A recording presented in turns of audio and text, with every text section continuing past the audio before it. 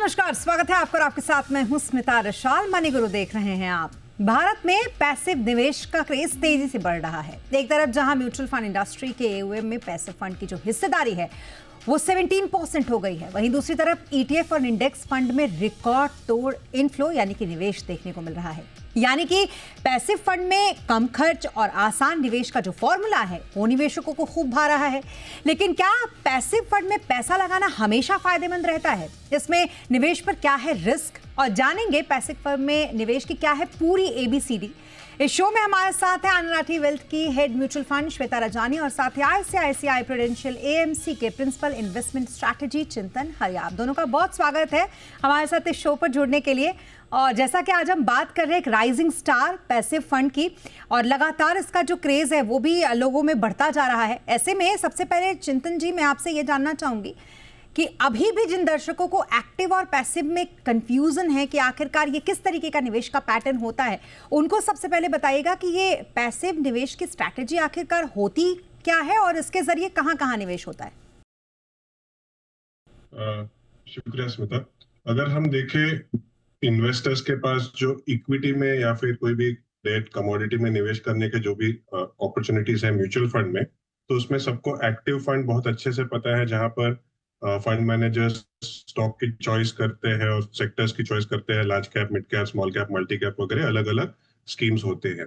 वैसे ही एक्टिव के साथ साथ अभी पैसिव भी, जैसे कि आपने कहा, काफी प्रचलित हो रहा है। 12 लाख करोड़ के आसपास का एयूएम हो चुका है वहां पर पैसिव में।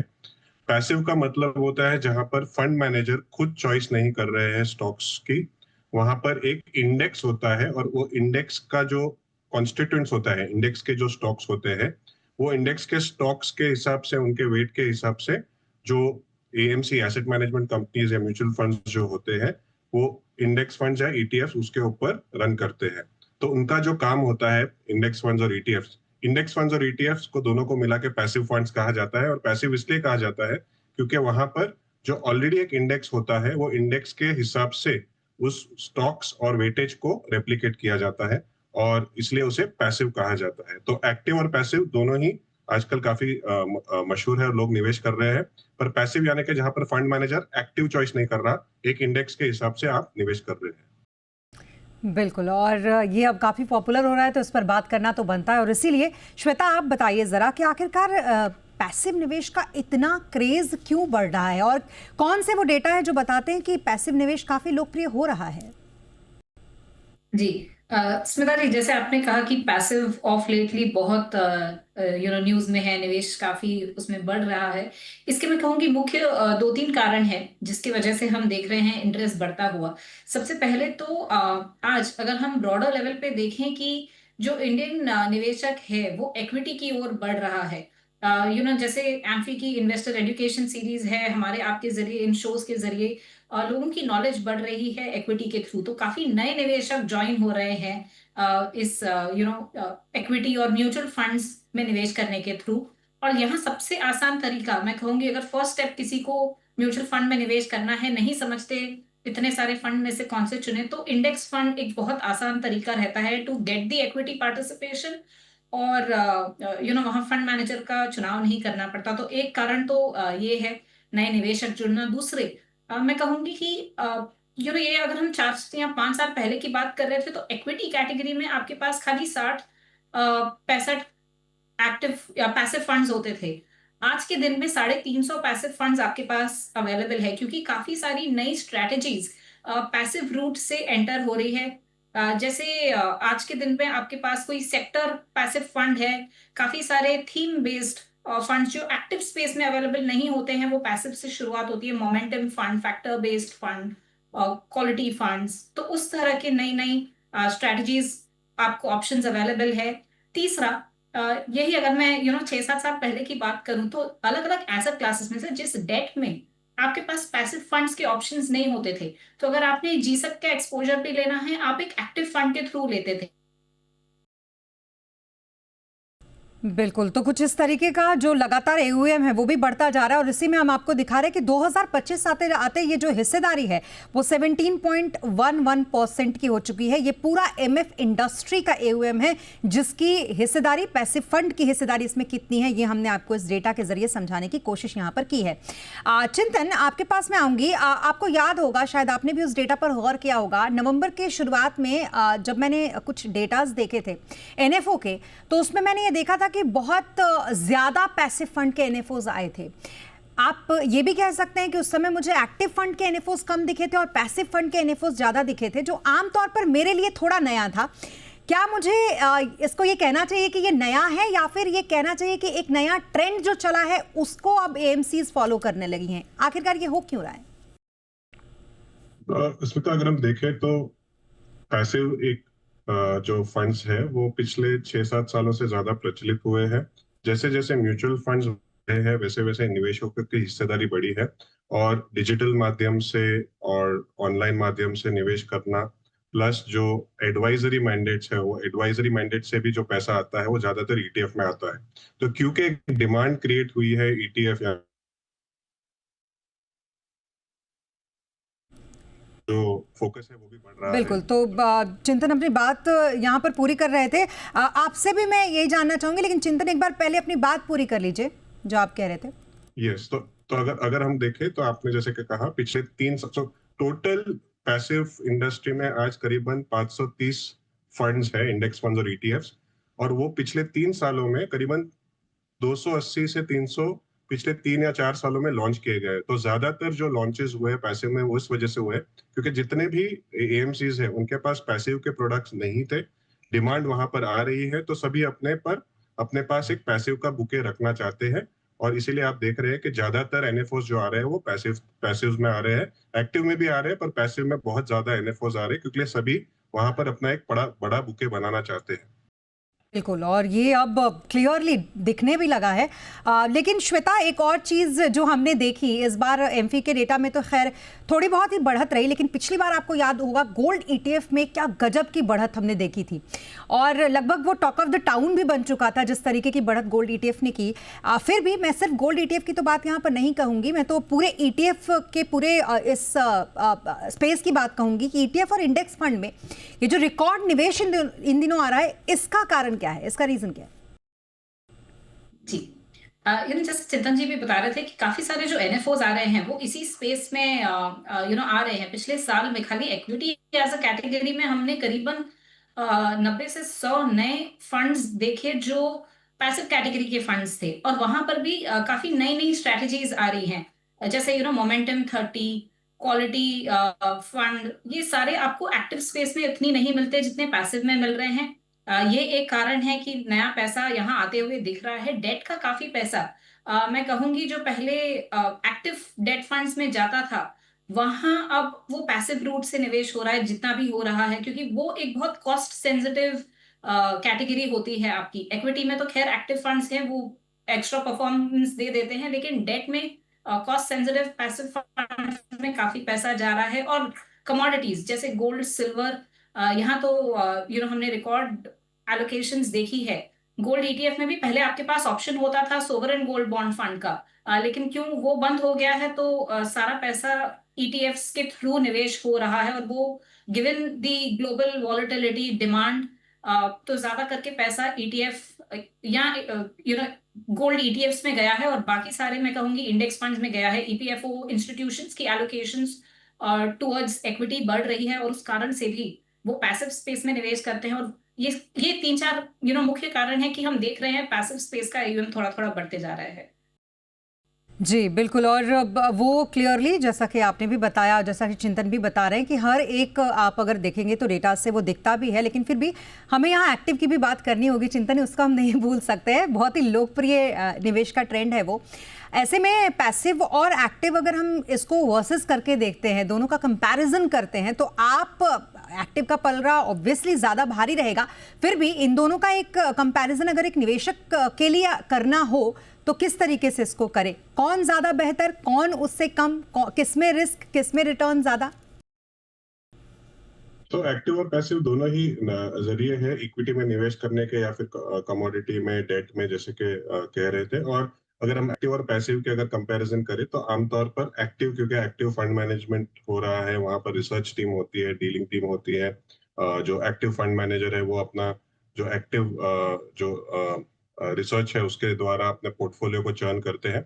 तो आपको एक्टिव फंड्स में जो परफॉर्मेंस का जो वेरिएशन होता है वो काफी बड़ा होता है, काफी अंतर होता है। तो अगर आप 10 लार्ज कैप फंड्स देख लीजिए इंडस्ट्री के, 10 small cap, 10 mid cap funds देख लीजिए, तो उनके परफॉर्मेंस में आपको अंतर जो होगा वो काफी हो सकता है। तो एक्टिव फंड में आप एक रिस्क ये ले रहे हैं कि फंड मैनेजर कैसा परफॉर्म करता है उस हिसाब से आपकी परफॉर्मेंस होती है, तो उसमें फंड हाउस बहुत इंपॉर्टेंट हो जाता है।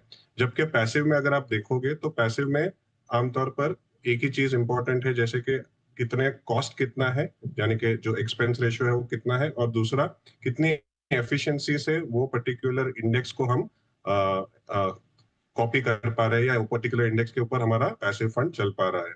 तो अगर हम पैसिव की बात करें तो पैसिव में भी आपके पास लार्ज कैप, स्मॉल कैप वगैरह होते हैं, पर वहां पर आप इंडेक्स से ज्यादा परफॉर्मेंस की गुंजाइश नहीं होती, क्योंकि वहां पर आप इंडेक्स को मिमिक कर रहे हैं। पर आपको इंडेक्स जितना रिटर्न मिलना चाहिए सब्जेक्ट टू जो ट्रैकिंग एरर और एक्सपेंस रेशियो है, और वहां पर आपको सिर्फ एक ही देखना है कि आपने सही सिलेक्शन किया है कि नहीं, जिस पर्टिकुलर सेगमेंट में या फिर सेक्टर में या फिर large cap, mid cap, small cap में आपको निवेश करना है। तो मिड कैप, सॉरी, एक्टिव और पैसिव में अगर हम देखें तो एक्टिव में आमतौर पर आपको एक हैंड होल्डिंग होता है, आपको एक एडवाइजर जो आपको बताता है कहाँ पर निवेश करना है। पैसिव में सेल्फ सिलेक्ट भी होता है, एडवाइजर भी होता है, पर हम जो देख रहे हैं एक्टिव वर्सेस पैसिव नहीं है इंडिया में। इंडिया में एक्टिव और पैसिव दोनों का जो दौर है वो बढ़ता रहेगा, क्योंकि निवेश बढ़ रहा है। और एक्टिव में भी अगर हम देखेंगे तो 2000-3000 से ज्यादा एक्टिव लिक्विड स्टॉक्स है मार्केट में, सभी सेक्टर्स है। तो एक्टिव में भी अल्फा जनरेट हो रहा है, तो एक्टिव की ग्रोथ भी होगी। और पैसिव की अगर हम बात करें तो कुछ इन्वेस्टर्स ऐसे हैं जो काफी एक्टिव रहते हैं पैसिव में इन्वेस्ट करने के लिए, तो वहां पर भी आपको ग्रोथ देखने को मिल रही है। तो एक्टिव और पैसिव में यही अंतर है, एक्टिव थोड़ा महंगा रहता है क्योंकि वहां पर फंड मैनेजमेंट रहता है, वहां पर आपको रिटर्न्स बेंचमार्क से ज्यादा हो सकते हैं। पैसिव में रिटर्न्स बेंचमार्क से ज्यादा नहीं हो सकते, बेंचमार्क के करीब ही होते हैं, पर आपको अगर सही सिलेक्शन आता है तो वो भी आपके लिए ठीक रहेगा। आमतौर पर हम देख रहे हैं 75% एक्टिव, 25% पैसिव एक अच्छा मिश्रण है, और पैसिव में आपको गोल्ड सिल्वर भी एक ऑप्शन है जहां पर आप निवेश कर सकते हैं। बहुत ही बढ़िया तरीके से आपने इसको समझाया, और साथ ही किस तरीके से लोग इसको ले सकते हैं अपने पोर्टफोलियो में अपने निवेश के लिए, कैसे ऑप्शन के तौर पर, ये भी आपने यहाँ पर बता दिया। अब मुझे श्वेता एक बात समझाइएगा, क्या कॉस्ट स्ट्रक्चर जिस तरीके का इसका है पैसिव फंड का, यही सबसे ज्यादा अट्रैक्टिव बना रहा है इसे? जी, आमतौर पे जो फंड्स को इतना नहीं समझते उन्हें यही लगता है कि अगर पैसिव फंड में निवेश कर रहे हैं तो हमें रिटर्न तो बेंचमार्क जितना मिल जाएगा, कम खर्चे पे मिलेगा, और हम कम रिस्क ले रहे हैं। आमतौर पर जिससे भी हम बात करते हैं वो ये कारण देते हैं पैसिव फंड में निवेश करने का। तो जी हाँ, कॉस्ट एक इम्पॉर्टेंट फैक्टर होता है। लेकिन यहाँ मैं कहूंगी कि देखिए, कॉस्ट इंपॉर्टेंट फैक्टर होता है अगर आप एक डेट के पैसिव फंड की बात कर रहे हैं या गोल्ड या कोई भी कमोडिटी के पैसिव फंड की बात कर रहे हैं, तो वो एक इम्पॉर्टेंट फैक्टर हो जाता है। लेकिन अगर आप इक्विटी के पैसिव फंड्स की बात कर रहे हैं तो कॉस्ट को इतनी इंपॉर्टेंस नहीं देनी चाहिए, बिकॉज जैसे अभी चिंतन जी भी बता रहे थे कि वहां एक्टिव स्पेस में बहुत ज्यादा स्कोप होता है एक आउट परफॉर्मेंस जनरेट करने का। तो आमतौर पे अगर मैं कुछ एग्जांपल्स देख लूं, एक एचडीएफसी का इंडेक्स फंड देखूं और एचडीएफसी का ही लार्ज कैप फंड देखूं, तो 3 साल में जहां इंडेक्स फंड ने आपको 12% दिया होगा, एक्टिव फंड ने आपको खर्चे के बाद बड़ा सा 1.5% का खर्चा है, उसके बाद भी आपको 2 से 3% ज्यादा रिटर्न दी होगी। तो अगर इसको वैल्यू टर्म्स में करूं तो किसी ने अगर 1 करोड़ से निवेश किया था शुरुआत, 10 साल बाद इंडेक्स फंड में खर्चे के बाद आप शायद 3 करोड़ पे पहुंचे, लेकिन वही एक्टिव फंड में ज्यादा खर्चा देने के बाद आप 4 करोड़ पे पहुंच गए होते, लगभग। तो इसीलिए खर्चे पर इतनी ध्यान नहीं देनी चाहिए। दूसरा, एक रहता है कि हम कम जोखिम ले रहे हैं अगर हम इंडेक्स फंड में निवेश कर रहे हैं, लेकिन आप कोई भी बीटा एक रिस्क मेजर रहता है, वो अगर आप किसी भी आप एक्टिव फंड का देखें तो आमतौर पे एक्टिव फंड की जो बीटा या रिस्क होती है वो पैसिव या इंडेक्स फंड से थोड़ी कम ही होती है। पैसिव फंड की बीटा अगर 1 चलेगी तो एक्टिव फंड की बीटा आपकी 0.9 0.95 के आसपास चलेगी सेम कैटेगरी की। तो जोखिम भी बेहतर तरीके से एक एक्टिव फंड में मैनेज हो सकता है। ये कुछ चीजें हैं किसी भी निवेशक को ध्यान में रखनी चाहिए जब वो एक एक्टिव वर्सेस पैसिव की डिसीजन ले रहे हैं अपने पोर्टफोलियो पर। इसीलिए ज़रूरत पड़ती है आप जैसे एक्सपर्ट्स की, जो बहुत ही अच्छे तरीके से इसको बताते हैं कि आखिरकार पैसे तो ठीक है, लेकिन आपको कौन कौन से मेजर्स है जिनको ध्यान में रखना चाहिए। यहाँ वक्त हो गया एक छोटे से ब्रेक का, तो यहाँ ब्रेक के लिए रुकेंगे, लेकिन ब्रेक के बाद इस पैसिव निवेश के रिस्क को थोड़ा और जानेंगे अपने गेस्ट से। रुकेंगे एक छोटे से ब्रेक के लिए।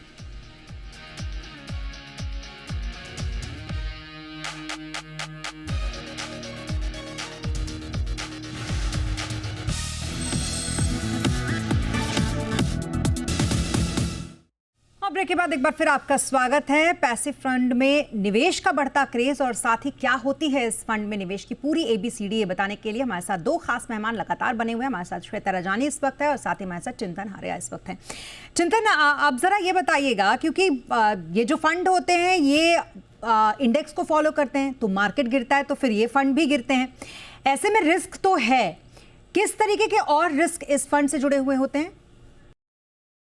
तो इक्विटी का जो बीटा रिस्क है वो तो है ही। अगर जैसे कि आपने कहा मार्केट गिरता है तो ऑब्वियसली ये फंड्स भी गिरेंगे, मार्केट जितना ही गिरेंगे क्योंकि मार्केट को मिमिक करते हैं। उसके अलावा अगर रीबैलेंसिंग के वक्त, यानी कि ऐसा नहीं है कि सभी स्टॉक्स इसमें हमेशा सेम रहते हैं। हर 6 महीने में जो इंडेक्स प्रोवाइडर है वो इंडेक्स को चेंज करते हैं, स्टॉक्स को चेंज करते हैं, क्योंकि हर एक इंडेक्स का एक मेथोडोलॉजी रहता है, हर एक इंडेक्स का एक पर्टिकुलर मेथड के हिसाब से उसमें स्टॉक्स चेंज होते हैं।